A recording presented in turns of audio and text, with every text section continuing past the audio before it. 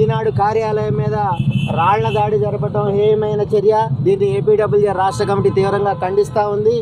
ఇదే విధంగా మొన్న రాప్తాడులో బహిరంగ సభ నేపథ్యంలో ఫోటో జర్నలిస్టు మిత్రుడు కృష్ణ మీద దాడి జరపడం, నిన్న కర్నూలులో ఈనాడు కార్యాలయం మీద రాళ్ల దాడి జరపడం, దీన్ని చాలా తీవ్రమైన అభ్యంతరం వ్యక్తం చేస్తూ ఉన్నాం.